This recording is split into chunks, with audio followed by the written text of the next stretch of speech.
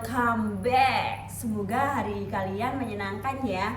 Hari ini aku mau ngajak kalian buat membahas topik yang sangat relevan dengan kondisi Indonesia saat ini, yaitu dana desa.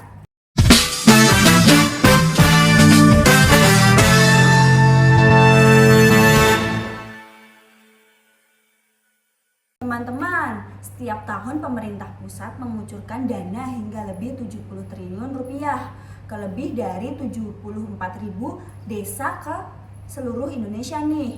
Angka yang sangat fantastis bukan? Tapi pertanyaan besarnya adalah bagaimana sebenarnya dana sebesar itu dikelola? Siapa yang merencanakan penggunaannya? Bagaimana pengawasannya? Dan kenapa masih ada desa yang infrastrukturnya belum memadai, sementara dana yang dikucurkan begitu besar nih? Ini bukan pertanyaan sederhana, dan kami tidak akan menjawabnya dengan asumsi dan opini tanpa dasar. Kami sudah melakukan observasi langsung, membaca regulasi, dan mendalami literatur. Dan hari ini, kami akan membagikan hasilnya kepada teman-teman semua. Aku tidak sendiri nih, aku ditemani 3 rekan yang luar biasa. Sini aku kenalin. Oke guys, di sebelah kanan saya ada Fahmi. Dia membawakan materi tentang karakteristik pemerintahan desa. Halo semuanya, terima kasih Rida. Aku sangat antusias dengan diskusi hari ini karena jujur sebelum mendalami topik ini tuh aku termasuk orang yang banyak bertanya-tanya soal dana desa, dan aku yakin banyak dari teman-teman juga yang juga penasaran. Semoga diskusi kita kali ini bisa meluruskan beberapa miskonsepsi yang beredar di masyarakat. Dan di sebelah kiri saya ada Rani. Dia akan membahas tentang pencatatan transaksi di pemerintahan desa. Halo semuanya, aku Rani. Kalau tadi Fahmi bilang dia skeptis, jujur aku sebelumnya itu benar-benar awam banget. Nggak tahu sama sekali bagaimana cara desa mengelola uangnya. Tapi justru karena itu, aku akan mencoba menjelaskan menggunakan bahasa yang sederhana supaya teman-teman yang lain mudah paham. Dan di balik kamera ini, di situ tempat Ima. Dia yang membedah struktur dan komponen APBDes. Dia yang mendokumentasikan kita saat ini. Hai. Halo Ima, tolong perkenalkan dirimu dari balik kamera. Halo semuanya, aku Ima. Mohon maaf ya belum bisa bergabung di meja karena aku sedang bertugas sebagai kameramen dulu. Tapi tunggu, aku akan segera bergabung. Aku udah nyiapin nih beberapa visualisasi tentang APBDes yang kemungkinan bisa membantu teman-teman untuk memahaminya dengan jelas. Oke Ma, tolong letakkan kamera di posisi white suit nih. Kita atur di meja itu. Lalu kamu segera bergabung ke sini.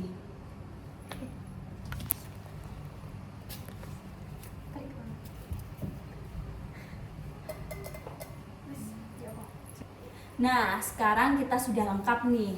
Ima, selamat bergabung ya. Makasih ada, akhirnya aku bisa duduk di sini nih. Menurut kalian, secara personal dan jujur nih, apakah dana desa selama ini sudah dikelola dengan baik? Fahmi, kamu dulu. Jujur ya, sebelum aku melakukan observasi dan membaca regulasi, aku tuh termasuk orang yang skeptis. Aku sering mendengar berita tentang kepala desa yang tersangkut kasus korupsi dana desa, jadi ada semacam prasangka negatif gitu. Tapi setelah aku benar-benar mendalami, pandanganku tuh cukup berubah. Aku tuh jadi paham bahwa persoalannya lebih kompleks dari sekedar oknum nakal. Jadi persoalan sistem, kapasitas SDM, pengawasan, dan juga partisipasi masyarakat tuh nanti aku akan jelaskan lebih lanjut. Menarik. Ima? Aku lihat dari dua sisi dah. Di satu sisi regulasi dan sistem yang dibangun sebenarnya kan udah cukup baik. Ada mekanisme perencanaan, ada penganggaran, ada pelaporan. Tapi di sisi lain aku melihat gap antara regulasi dan implementasi itu di lapangan. Dan gap ini yang seringkali menimbulkan masalah. Nanti di segmen aku akan tunjukin bagaimana idealnya proses itu berjalan. Untuk Rani gimana? Kalau aku termasuk orang awam, jadi dulu tuh aku nggak punya nih bayangan sama sekali. Tapi setelah aku pelajari, terutama soal pencatatan transaksinya, aku tuh cukup kaget. Ternyata desa sekarang sudah pakai sistem digital. nggak seperti yang aku bayangkan, yang masih manual dan rentan hilang gitu. Jadi sekarang tuh ada kemajuan yang signifikan, meskipun tetap ada tantangannya sih. Nanti aku jelasin deh. Oke, jadi dari ketiga jawaban tadi ada benang merahnya. Sistem yang udah cukup baik, tapi implementasi dan pengawasan yang masih menjadi pekerjaan rumah. Bukan begitu, teman-teman? Nah, kita akan kupas semuanya secara runtut hari ini.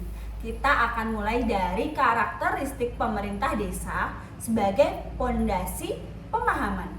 Lalu kita lanjut ke struktur APBDes sebagai kerangka perencanaannya, dan terakhir kita akan bahas pencatatan transaksinya sebagai bentuk pertanggungjawabannya.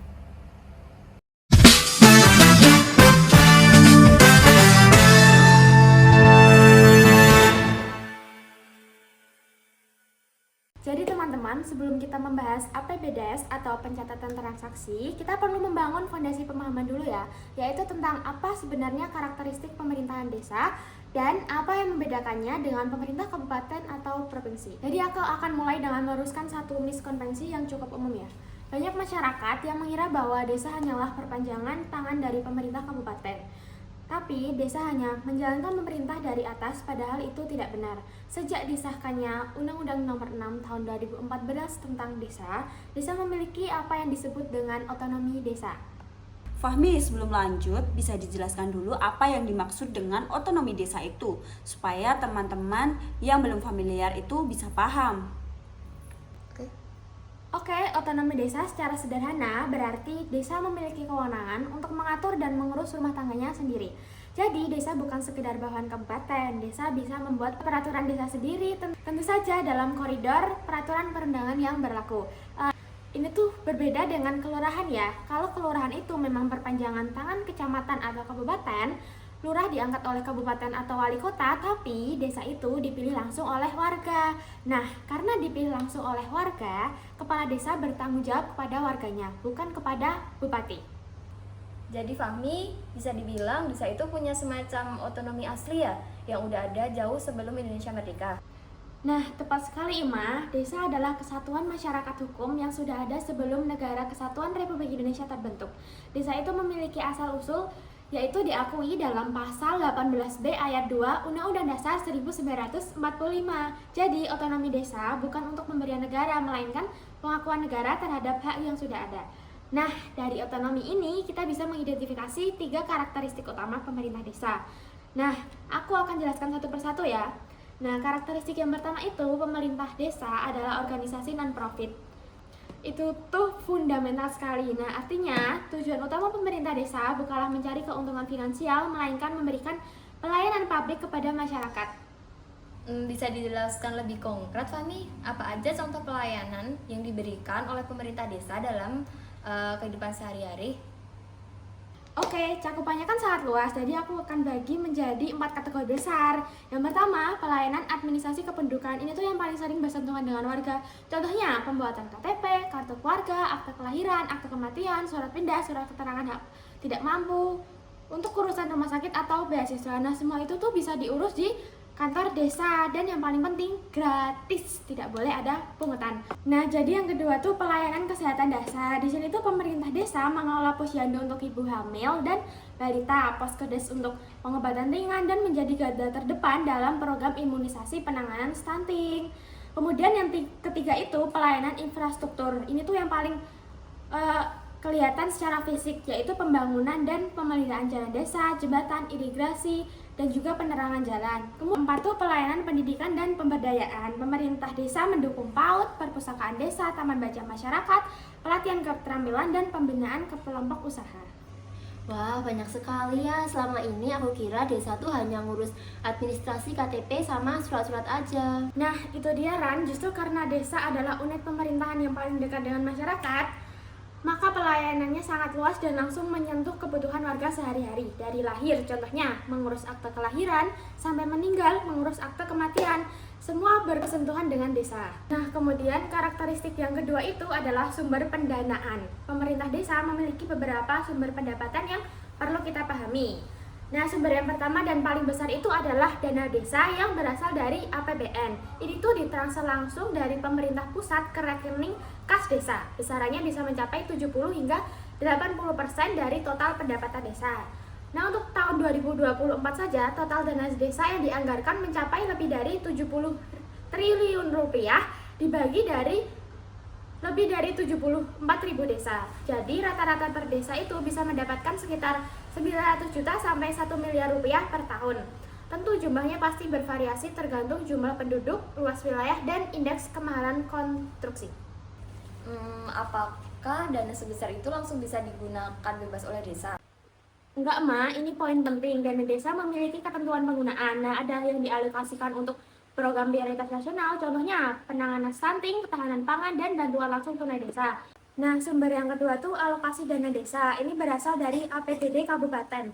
Besarnya minimal 10% dari dana perimbangan yang diterima kabupaten. Nah, sumber yang ketiga tuh bagi hasil pajak dan restribusi daerah. Dan yang sumber yang terakhir adalah pendapatan asli desa yang berasal dari pengelolaan tanah kas desa, pasar desa, BUMDes, atau aset desa lainnya. Fahmi, tadi kamu menyebut pendapatan asli desa kan? Seberapa besar bisanya kontribusi terhadap total pendapatan desa? Apakah signifikan? Nah, pertanyaannya sangat bagus, Rida. Sayangnya di banyak desa, terutama di desa-desa di luar Jawa, pendapatan asli desa masih sangat kecil. Bahkan di beberapa desa kontribusinya di bawah 5%. Tapi tidak semua desa memiliki BUMDes yang maju. Tidak semua desa punya pasar desa yang menghasilkan retribusi signifikan. Tidak semua desa punya tanah kas desa yang produktif. Nah, inilah yang menyebabkan ketergantungan desa terhadap dana desa dari pusat masih sangat tinggi. Dan ketergantungan ini menjadi persoalan tersendiri karena kalau saat dana desa berkurang atau ada perubahan kebijakan, desa bisa kesulitan membiayai operasional dan pembangunannya. Lalu apakah ada upaya buat ningkatin pendapatan asli desa? Ada sih sebenarnya, pemerintah itu mendorong desa untuk mengembangkan BUMDes. BUMDes ini tuh bergerak di bidang simpan pinjam, pengelolaan air bersih, pariwisata desa, dan pengelolaan hasil pertanian. Harapannya, BUMDes ini tuh bisa menjadi sumber pendapatan baru bagi desa. Tapi memang membangun BUMDes yang berhasil tidak mudah. Butuh pendampingan, modal, dan kapasitas pengelolaan yang baik. Nah, aku akan jelaskan 3 bentuk utama ya, Ran. Bentuk pertama tuh papan informasi APBDes. Ini tuh papan besar yang dipasang di depan kantor desa atau di tempat strategis. Nah, bentuk yang kedua tuh Musrenbangdes atau Musyawarah Perencanaan Pembangunan Desa. Kemudian bentuk yang terakhir, laporan keuangan yang diaudit. Oke Fahmi, bagaimana dengan peran BPD yang tadi sempat kamu singgung nih? Oh iya, terima kasih ya, Da. Badan Pemusyawaratan Desa ini ibarat DPRD-nya desa. Mereka adalah wakil masyarakat di tingkat desa. Tugasnya membahas dan menyetujui rancangan APBDes, mengawasi kinerja kepala desa, dan menampung aspirasi warga. Semua APBDes harus mendapat persetujuan BPD dulu sebelum dilaksanakannya. Tanpa persetujuan BPD, APBDes tidak sah. Oke, apakah BPD dipilih oleh warga juga? Ya, anggota BPD dipilih dari dan oleh masyarakat desa. Mereka adalah tokoh masyarakat, perwakilan dusun, atau elemen masyarakat lainnya. Ini tuh untuk memastikan bahwa pengawasan dilakukan oleh orang-orang yang memang memahami kebutuhan desanya. Jadi, kesimpulannya dari bagian ini, pemerintah desa adalah organisasi non-profit yang fokus pada pelayanan publik, didanai dari berbagai sumber dengan dana desa dari APBN sebagai sumber terbesar dan wajib menjalankan prinsip transparansi serta akuntabilitas kepada masyarakat melalui papan informasi, Musrenbangdes, audit, dan pengawasan BPD.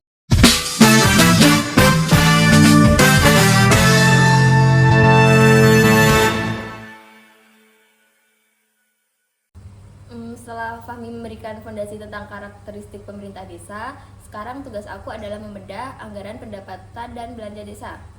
Aku akan mulai dengan definisi sederhana. APBDes adalah rencana keuangan tahunan pemerintah desa, mirip seperti APBN di tingkat negara atau APBD di tingkat provinsi atau kabupaten. Hanya saja strukturnya lebih sederhana.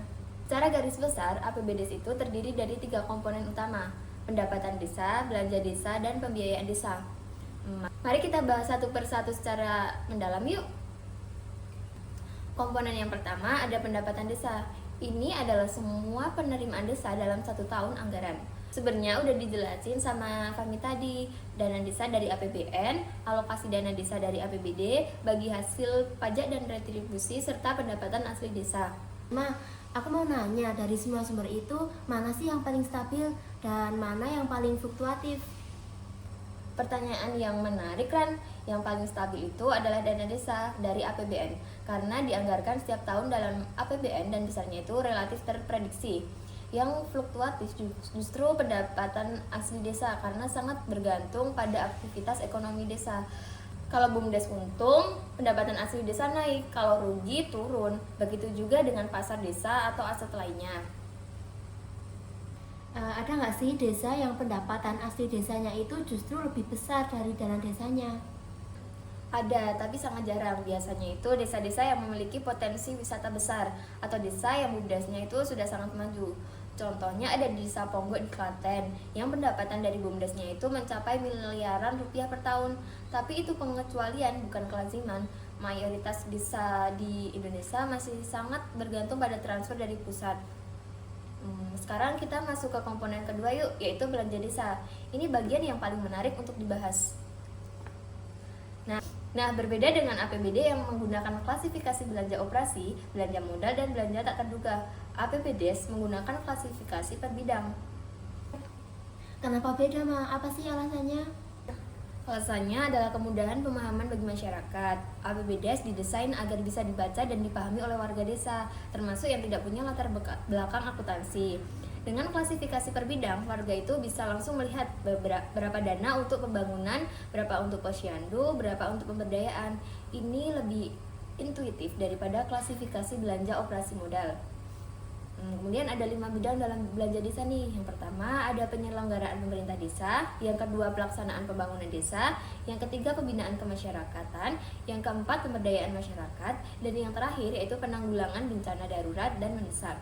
Apakah setiap desa itu wajib mengalokasikan ke semua bidang itu? Secara teknis iya, tapi proporsinya itu bisa berbeda-beda tergantung kebutuhan dan prioritas masing-masing desa.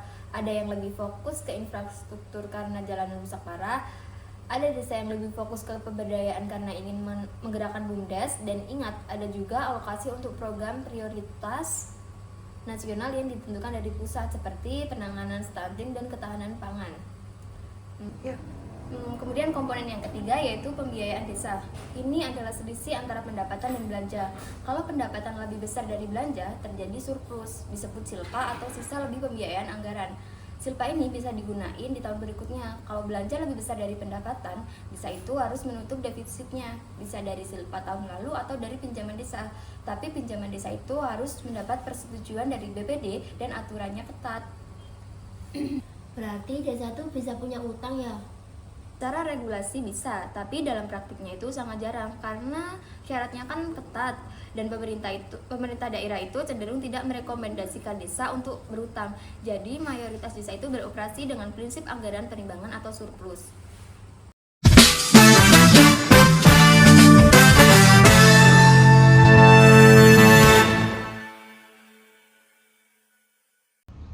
Nah, teman-teman, kita kan sudah membahas mengenai karakteristik pemerintah desa sama struktur APBDes.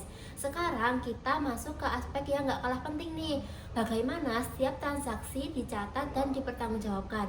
Jujur, sebelum aku mempelajari topik ini, aku tuh membayangkan pencatatan keuangan desa itu masih sangat tradisional. Mungkin masih pakai buku tulis besar, tulis tangan, dan itu tuh rentang hilang atau rusak. Ternyata realisasinya itu cukup berbeda. Saat ini pemerintah desa sudah menggunakan sistem digital yang disebut Siskedes atau sistem keuangan desa. Rani, tolong jelaskan lebih detail dong, Siskudes itu apa sebenarnya, siapa yang membuat, dan sejak kapan digunakan?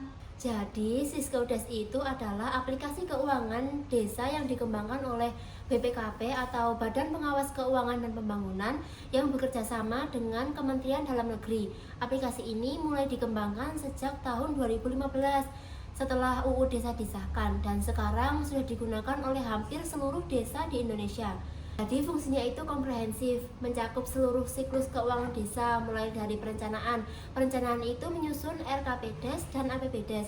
Kemudian penganggaran. Penganggaran itu mencatat anggaran yang sudah ditetapkan. Kemudian penatausahaan, yaitu mencatat setiap transaksi harian hingga pelaporan. Pelaporan itu menghasilkan laporan keuangan secara otomatis.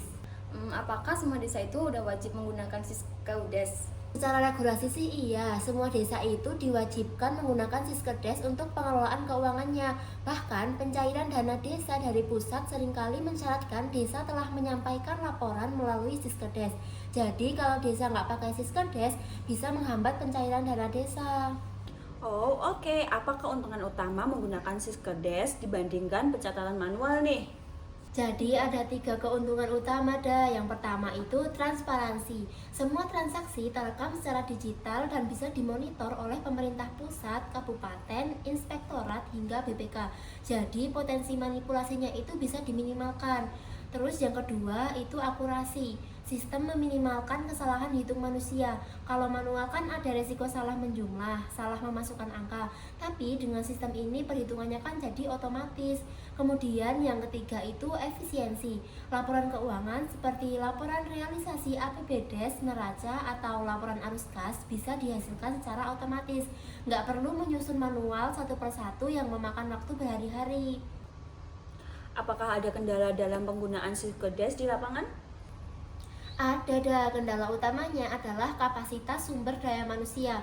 Jadi nggak semua aparatur desa itu familiar dengan komputer dan aplikasi.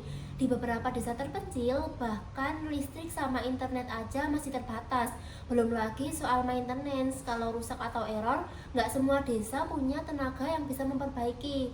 Tapi pemerintah sudah merespon dengan menyediakan pendamping desa dan pelatihan rutin.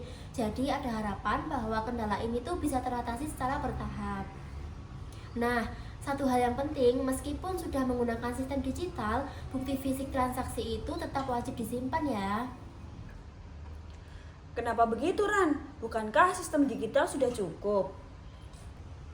Karena kan ini prinsip dasar audit, jadi setiap transaksi yang tercatat di sistem itu harus bisa ditelusuri kembali ke bukti fisiknya.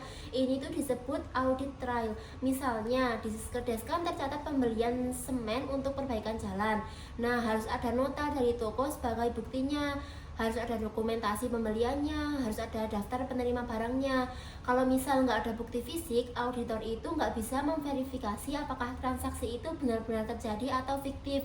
Jadi digital dan manual itu dua-duanya penting dan saling melengkapi. Jadi semuanya itu harus ada.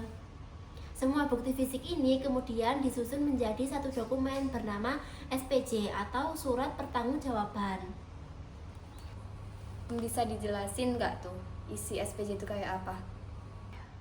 Jadi SPJ itu ibarat bundle pertanggungjawaban satu kegiatan. Isinya tuh lengkap. Yang pertama ada laporan kegiatan. Itu berisi deskripsi tentang apa yang dikerjakan, kapan, di mana, dan hasilnya itu apa. Untuk yang kedua itu foto dokumentasi. Berisi foto kondisi sebelum, saat pekerjaan berlangsung, sama pas sudah selesai. Terus yang ketiga itu ada kwitansi dan nota. Ini tuh berisi semua bukti pembelian dan pembayaran. Terus yang keempat itu ada daftar hadir pekerja. Berisi kalau misal kegiatannya itu padat karya. Untuk yang terakhir itu ada berita acara. Berita acara itu serah terima pekerjaan atau barang. Satu kegiatan, satu SPJ. Jadi kalau misal dalam setahun ada 20 kegiatan, ya kita tuh bikin 20 SPJ. Semuanya itu disimpan dengan rapi di kantor desa dan siap diperiksa kapan aja.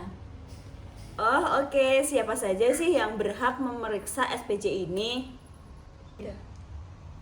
Jadi ada banyak pihak dah. Yang pertama itu BPD sebagai pengawas internal desa. Yang kedua Inspektorat Kabupaten yang melakukan audit rutin. Yang ketiga BPK atau Badan Pemeriksa Keuangan yang bisa melakukan audit terhadap laporan keuangan desa. Bahkan masyarakat pun berhak meminta informasi dan melihat SPJ karena ini tuh merupakan bukti transparansi.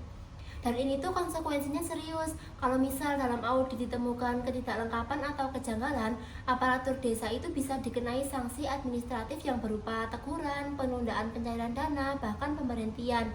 Kalau misal terbukti ada penyimpangan yang disengaja kayak markup harga atau kegiatan fiktif, ini tuh bisa berujung pada sanksi pidana karena ini tuh termasuk tindak pidana korupsi. Itu mengerikan, tapi memang harus begitu ya? Nah ini tuh harus karena uang yang dikelola oleh pemerintah desa itu adalah uang rakyat, bukan uang pribadi kepala desa, bukan uang pribadi perangkat desa. Jadi setiap rupiahnya itu harus bisa dipertanggungjawabkan. Itulah esensi dari akuntansi sektor publik. Jadi kesimpulannya di bagian ini, pencatatan transaksi di pemerintah desa saat ini sudah menggunakan sistem digital melalui Siskodes yang mencakup seluruh siklus keuangan. Namun, bukti fisik itu tetap harus disimpan dan disusun dalam bentuk SPC. Semua dokumen ini siap diaudit setiap saat oleh berbagai pihak. Dan yang paling penting, semua ini harus bisa diakses oleh masyarakat sebagai bentuk transparansi.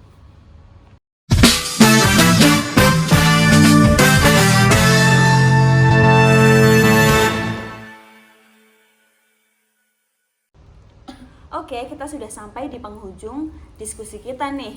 Nah, kita sudah membahas dari karakteristik struktur APBDes sampai pencatatan transaksi. Sebelum aku menyimpulkan, aku ingin masing-masing dari kita memberikan refleksi personal.